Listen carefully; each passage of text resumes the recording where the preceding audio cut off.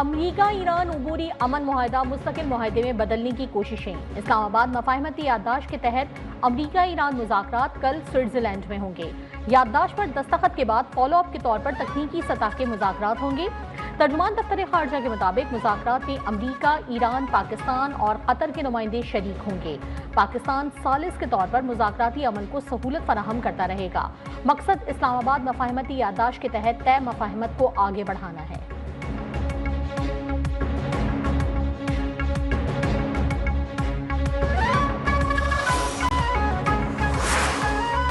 ایران امریکہ مفاہمت، پاکستان کی سفارتی کوششوں کا نتیجہ۔ وزیر داخلہ محسن نقوی کا ایک بار پھر دورہ ایران۔ ایرانی وزارت خارجہ وزیر خارجہ عباس عراقچی سے ملاقات۔ پاک ایران تعلقات اور معاہدے کے بعد خطے کی موجودہ صورتحال پر تبادلہ خیال۔ محسن نقوی کی اسلام آباد ایم او یو پر ایرانی قیادت کو مبارکباد۔ ایران امریکہ مذاکراتی عمل اور جنگ بندی معاہدے میں پیش رفت پر گفتگو۔ محسن نقوی کی دیگر ایرانی اعلیٰ حکام سے ملاقاتیں بھی متوقع۔ مذاکرات پر پیش رفت اور اگلے مرحلے پر تبادلہ خیال ہوگا۔ محسن نقوی مشہد میں امام رضا کے روضے پر حاضری بھی دیں گے۔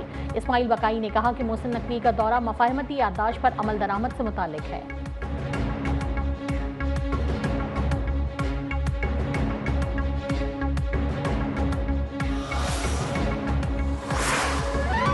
ایران کے ساتھ مذاکرات مثبت انداز میں آگے بڑھ رہے ہیں۔ مذاکرات کا کل امکان ہے، سب چیزیں ٹھیک جا رہی ہیں۔ وٹکوف اور کشنر مذاکرات کے لیے سوئٹزرلینڈ میں موجود ہیں۔ امریکی نائب صدر جے ڈی وینس نے کہا، امید ہے کہ آئندہ 1 یا 2 روز میں سوئٹزرلینڈ کا دورہ کروں گا۔ مذاکرات کو کامیاب بنانے کے لیے حقیقی مواقع فراہم کریں گے۔ یقین ہے ہم جنگ بندی برقرار رکھنے میں کامیاب رہیں گے۔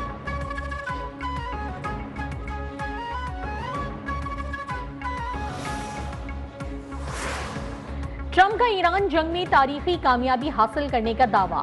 ڈیموکریٹس پر سخت تنقید۔ ایران جنگ کی کامیابی تسلیم کرنے کا مطالبہ۔ کہا، ایران کو مکمل شکست ہو چکی۔ سابق صدور اوباما اور بائیڈن ناکام رہے۔ اوباما نے ایران کو اربوں ڈالر دیے، ضروری کارروائی نہیں کی۔ میرے اقتدار میں آنے کے بعد سب کچھ بدل گیا۔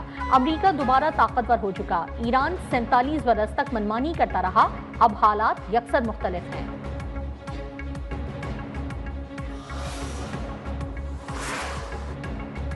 جنگ بندی معاہدے کی خلاف ورزی۔ ایران کا آبنہ ہرمز دوبارہ بند کرنے کا اعلان۔ خاتم الانبیاء ہیڈ کوارٹرز کے مطابق آبنہ ہرمز کو امریکہ اسرائیل کی جانب سے جنگ بندی معاہدے کی خلاف ورزی پر بند کیا گیا۔ آبنہ ہرمز امریکہ کی دھوکہ دہی کی وجہ سے بند کی۔ امریکہ نے مفاہمتی یادداشت کی پہلی شرط کی ہی خلاف ورزی کی۔ بندش کی وجہ اسرائیل کی جانب سے لبنان جنگ بندی کی مسلسل خلاف ورزی بھی ہے۔ ہرمز دم ہے، جارحیت جاری رہی تو مزید اقدامات کریں گے۔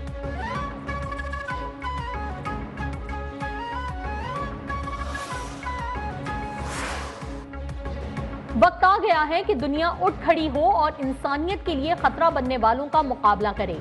ترجمان ایرانی وزارت خارجہ اسماعیل بقائی کا اقوام متحدہ میں اسرائیلی سفیر کی بدتمیزی پر رد عمل۔ کہا، اسرائیلی سفیر کا طرز عمل شرمناک اور اخلاقیات کے خلاف ہے۔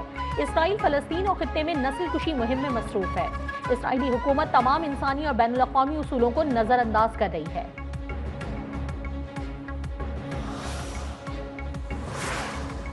حزب اللہ کا جنگ بندی پر عمل درآمد جاری رکھنے کا اعلان۔ اسرائیلی خلاف ورزیوں پر سخت رد عمل کی وارننگ۔ کہا، حزب اللہ جنگ بندی معاہدے کی مکمل پابندی کر رہا ہے۔ اسرائیل کی جانب سے جنگ بندی کی خلاف ورزیاں جاری ہیں۔ جنوبی لبنان میں اسرائیلی پیش قدمی روکنے کے لیے کارروائی کی گئی۔ لبنانی سرزمین پر کسی بھی قبضے کی کوشش کا بھرپور جواب دیا جائے گا۔ ہر قسم کی صورتحال کے لیے تیار ہیں۔ جنگ بندی برقرار رکھنا تمام فریقوں کی مشترکہ ذمہ داری ہے۔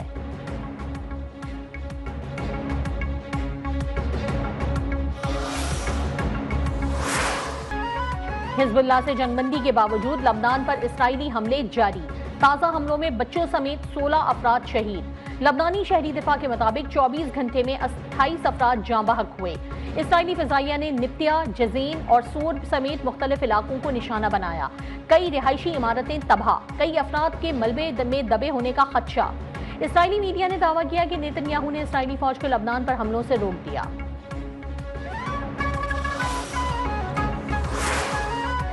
غزہ سنگین انسانی بحران کا شکار۔ پاکستان کا سلامتی کونسل سے فوری اقدامات کرنے کا مطالبہ۔ مستقل مندوب عاصم افتخار احمد نے کہا کہ انسانی امداد کو سیاسی شرائط یا مذاکرات سے مشروط نہ کیا جائے۔ غزہ کے شہری شدید مشکلات کا سامنا کر رہے ہیں۔ جنگ بندی کی بار بار خلاف ورزیوں سے عوامی مشکلات میں اضافہ ہوا۔ غزہ میں لاکھوں افراد بھوک اور غذائی عدم تحفظ کا شکار ہیں۔ 10 لاکھ سے زائد بچے غذائی قلت، صحت اور تعلیم کی سہولیات سے محروم ہیں۔ فلسطینی مسئلے کا مستقل حل اسرائیلی قبضے کے خاتمے میں ہے۔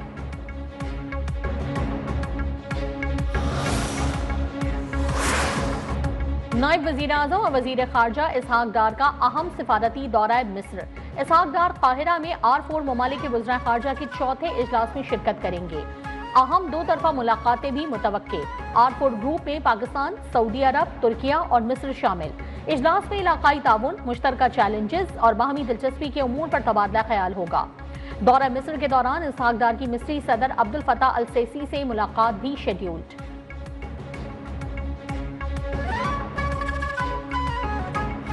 موجودہ ٹیکس گزاروں بالخصوص تنخواہ دار طبقہ، چھوٹے کاروباروں، صنعتوں، ایکسپورٹرز اور تعمیرات کے شعبوں پر ٹیکس کا بوجھ کم کیا ہے، جبکہ برآمدی شعبے اور زراعت کے لیے رعایتی قرضوں کی فراہمی کو یقینی بنایا گیا ہے۔ الحمدللہ ہماری کوششیں رنگ لائی ہیں، خطے میں جنگ کے بادل چھٹ گئے ہیں اور امن کی فاختہ پھر سے اڑنے لگی ہے۔ بجٹ میں چھوٹے کاروباری طبقے سے ٹیکس کا بوجھ کم کیا، کاشتکاروں کے لیے آسان قرضوں کی فراہمی کو یقینی بنایا، سرکاری ملازمین کی تنخواہوں، پینشن اور کم سے کم اجرت میں اضافہ کیا گیا۔ وفاقی وزیر خزانہ محمد اورنگزیب کا قومی اسمبلی میں بجٹ پر بحث سمیٹتے ہوئے اظہار خیال، کہا ہماری کوششیں رنگ لے آئیں، خطے میں جنگ کے بادل چھٹ گئے، پاکستان نے امریکہ ایران کو مذاکرات کی میز پر بٹھایا، وزیر اعظم، فیلڈ مارشل اور قومی قیادت مبارکباد کی مستحق ہے۔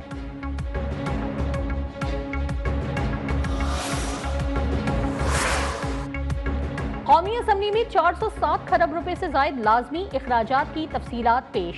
سب سے بڑا حصہ ملکی قرضوں کی ادائیگی کے لیے مختص۔ ملکی قرضوں پر سود کی ادائیگی کے لیے 69 کھرب 82 ارب روپے، جبکہ غیر ملکی قرضوں کی ادائیگی کے لیے 58 کھرب 36 ارب روپے سے زائد مختص۔ غیر ملکی قرضوں پر سود کی ادائیگی کے لیے بھی 10 کھرب 71 ارب 39 کروڑ روپے رکھے گئے ہیں۔ سپریم کورٹ کے لیے 7 ارب 44 کروڑ روپے، وفاقی آئینی عدالت کے لیے 6 ارب 4 کروڑ روپے رکھے گئے، قومی اسمبلی کے لیے 7 ارب 96 کروڑ روپے اور سینٹ کے لیے 6 ارب 42 کروڑ روپے مختص۔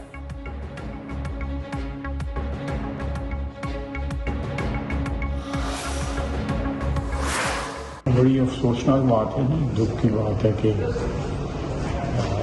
بے گناہ لوگوں کو جو ہے وہ ٹارگٹ کیا گیا ہے۔ یہ شہادتیں جو ہیں ساری قوم کے لیے جو ہے افسوسناک ہیں۔ وزیر دفاع خواجہ آصف کا بنوں میں دہشت گردی کے واقعے پر اظہار افسوس، کہا معصوم لوگوں کو شہید کیا گیا، پاکستان میں دہشت گردی کے پیچھے بھارت اور افغانستان ہے۔ پچھلے سال شکست کے بعد افغانستان بھی بھارت کے ساتھ مل کر پاکستان میں دہشت گردی کو فروغ دے رہا ہے۔ وقت آ گیا ہے کہ ہم اتحاد کے ساتھ دہشت گردی کے خلاف فیصلہ کن جنگ لڑیں۔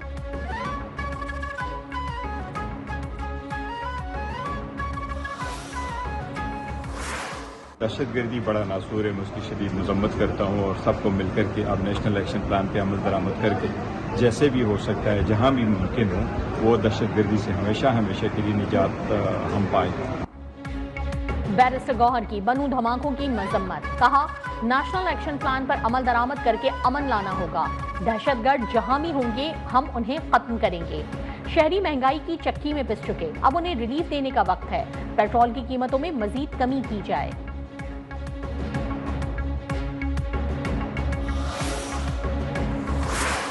بے بنیاد اور انتہائی لغو قسم کی جو ہے وہ پروپیگیشن ہے۔ بعض لوگ یعنی اس قسم کی خبریں پھیلا کے عدم استحکام پیدا کرنا چاہتے ہیں، جو کہ انتہائی جو ہے وہ نامناسب عمل ہے۔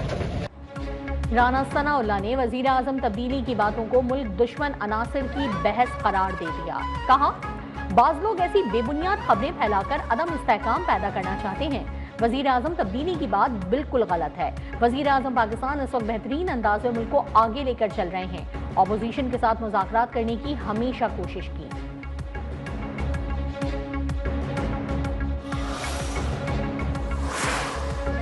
لاہور کی انسداد دہشت گردی عدالت نے 9 مئی کے ایک اور مقدمے کا فیصلہ سنا دیا، متعدد پی ٹی آئی رہنماؤں کو سزائیں سنا دی گئیں۔ ڈاکٹر یاسمین راشد، عمر سرفراز چیمہ، میاں محمود الرشید اور اعجاز چودھری سمیت 12 ملزمان کو 10 سال قید کی سزا۔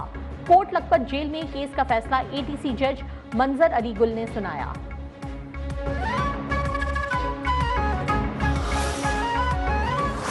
ہمارے درمیان سیاسی اختلافات ہو سکتے ہیں، لیکن پاکستان کے معاملے میں ہم کسی قسم کی کمپرومائز کرنے کو تیار نہیں ہیں، اور آزاد کشمیر کے 99.9% عوام، میں آپ سے گزارش کرنا چاہتا ہوں، وہ پاکستان سے محبت کرتے ہیں۔ کالعدم ایکشن کمیٹی انتشار پھیلانے کے در پہ ہے۔ چند لوگ پاکستان مخالف ایجنڈا لے کر بیٹھے ہیں۔ کشمیر کے عوام نے انتشاری گروہ کو مسترد کر دیا۔ سردار عتیق، شاہ عبدالقادر اور نبیلہ ایوب سمیت آزاد جموں و کشمیر کے سیاسی رہنماؤں کی پریس کانفرنس۔ کہا، حالات تصادم کی طرف جانے سے روک لیے گئے۔ جرائم کے مرتکب عناصر قانون کے شکنجے سے نہیں بچ سکتے۔ ہمارے درمیان سیاسی اختلافات ضرور ہیں، لیکن پاکستان کی سلامتی ترجیح ہے۔ پاکستان کی بدولت آزاد کشمیر کے لوگ کھلی فضا میں سانس لے رہے ہیں۔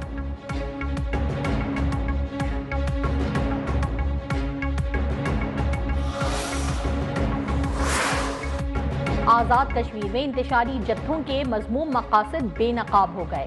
12 سیٹوں والا معاملہ بہانہ ہے، ان کا اصل مقصد حالات خراب کرنا ہے۔ وفاقی وزیر اطلاعات عطا اللہ تارڑ کا کہنا ہے کہ ویڈیو سامنے آ گئی، ان کا چہرہ پوری قوم نے دیکھ لیا۔ یہ لوگ کشمیر کاز کو نقصان پہنچانا چاہتے ہیں۔ پرتشدد جتھوں کے آگے ریاست کبھی ہتھیار نہیں ڈالتی۔ قتل و غارت اور تشدد کی اجازت کبھی نہیں دی جا سکتی۔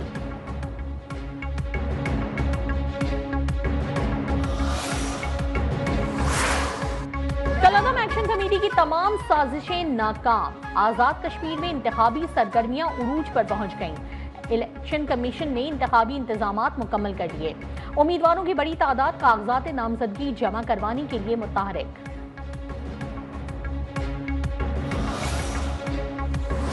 شہدائے کربلا کی لازوال قربانیوں کو خراج عقیدت پیش کرنے کے لیے ملک بھر میں مجالس کا انعقاد۔ میدان کربلا میں حضرت امام حسن علیہ السلام کے جواں سال فرزند حضرت قاسم رضی اللہ تعالی عنہ نے عظیم قربانی دے کر وفاداری، شجاعت اور اطاعت کی ایسی مثال قائم کی جو رہتی دنیا تک یاد رکھی جائے گی۔ حضرت زینب کے صاحبزادوں اون اور محمد نے افواج یزید سے لڑتے ہوئے جام شہادت نوش کیا۔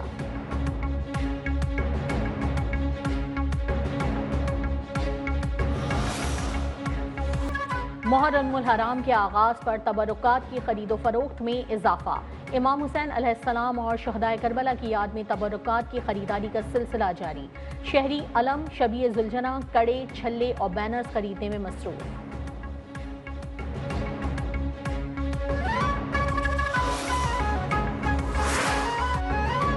محرم الحرام میں پنجاب بھر میں سیکیورٹی انتظامات سخت۔ صوبے بھر میں 31,000 سے زائد پولیس اہلکار ڈیوٹی پر مامور، 23,000 سے زائد رضاکار سیکیورٹی پر تعینات۔ صوبے بھر میں 278 جلوس، 2,734 مجالس کا انعقاد۔ پاکستان نے سفارتی میدان میں بھارت کو پیچھے چھوڑ دیا۔ مودی سرکار کی ناکامی پر سوالات اٹھنے لگے۔ مارکا حق میں بھارت کے خلاف دفاعی کامیابی اور ایران امریکہ کشیدگی میں نتیجہ خیز ثالثی نے دنیا بھر میں پاکستان کو ایک نئی پہچان دلا دی۔ اور فیفا ورلڈ کپ کے سنسنی خیز اور دلچسپ مقابلے جاری۔ گروپ سی کے اہم مقابلے میں برازیل نے ہیٹی کو 3-0 سے شکست دے دی۔